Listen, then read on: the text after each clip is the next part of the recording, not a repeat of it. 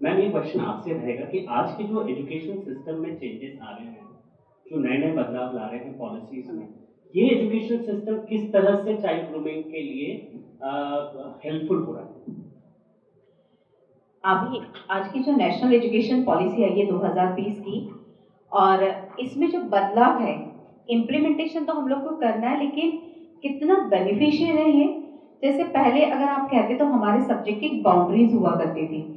अगर मैं science stream में हूँ तो I was restricted to only science stream. आज की कंडीशन में मेरे पास ऐसा नहीं है। साइंस स्ट्रीम से लेकर मैं एक बच्चे को उसके सोशोलॉजी स्ट्रीम में भी एंटर कर सकती हूँ। अगर बच्चा फ्यूचर में आए से कुछ बनना चाह रहा है तो उसके लिए पूरी बाउंड्रीज ओपन हो गई। सबसे बड़ा बेनिफिट ये हुआ है।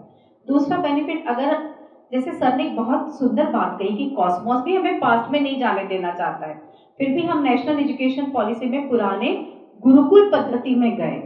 हमने जब गुरुकुल पद्धति से, और आप सबने सुना होगा कि हमारी शिक्षण प्रणाली जो एक बहुत ही संगठित हुआ करती थी और बहुत सिस्टमेटिक हुआ करती थी, हम वापस से वो नेशनल एजुकेशन पॉलिसी में लेकर आए हैं। एक साल में अगर इंजीनियरिंग बच्चा सीखता था तो एक साल में वो आयुर्वेदिक की उसको पढ़ाया जाता था, एक साल स्पोर्ट्स हुआ करता था, फिटिंग और ये सारी चीजें होती थी। वैसे ही हम आप उसको कहते हैं एक्टिविटी बेस्ड लर्निंग टीचिंग। अगर पहले ही से बच्चे को प्रैक्टिकली ऑब्जर्वेशन दिया जाएगा तो जो कॉन्सेप्ट बिल्डिंग है वो सबसे इंपॉर्टेंट रहेगी। और उसके बाद जो रोड लर्निंग पे हम लोग जा रहे थे, काफी सालों से आप देख रहे हैं हमारी शिक्षा पद्धति पेन पेपर मेथड में और रोड लर्निंग पे चली गई थी। अब हम उससे पूर्णतया पुनः बाहर निकल रहे। एक बार कॉन्सेप्ट बिल्डिंग हो गया बचपन से बच्चे का, तो धीरे धीरे आगे जाके वो अपने करियर में उसको काफी अच्छे से ग्रूमिंग कर सकता है। और मेरा सब्जेक्ट जैसे बायो था, मेरा पूरा इंटरेस्ट फिजिक्स में था, लेकिन मेरे लिए रिस्ट्रिक्शन था बायोलॉजी लेने के बाद मैं एमएससी फिजिक्स में नहीं कर सकती थी।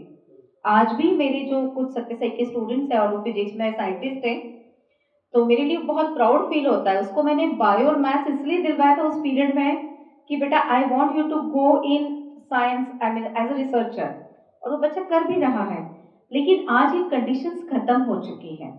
सबसे बड़ा फायदा हमें नेशनल एजुकेशन पॉलिसी से करियर बिल्डिंग में, कॉन्सेप्ट डेवलपमेंट में, और तीसरा है कोलैबोरेशन वर्क में। सर ने बहुत सुंदर बात कही थी, हॉरिजॉन्टल लर्निंग सिस्टम।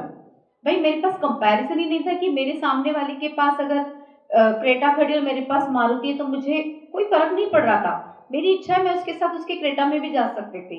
आज मेरे लिए वो स्टेटस सिंबल हो गया है। इसलिए हम ग्रेजुअली फिर से कोलैबोरेटिव लर्निंग पे आ रहे हैं। मींस तुम्हारे पास क्या है इस कंपैरिजन की जगह, जो तुम्हारे पास है वो हम शेयर करते, हमारे पास तुम करते, जिसके लिए हम कहते हैं प्रोजेक्ट बेस्ड लर्निंग, मतलब हमारी एजुकेशन पॉलिसी के अकॉर्डिंगली। तो डेफिनेटली मुझे लगता है कि फ्यूचर के लिए बहुत बेनिफिशियल रहेगा। Thank you.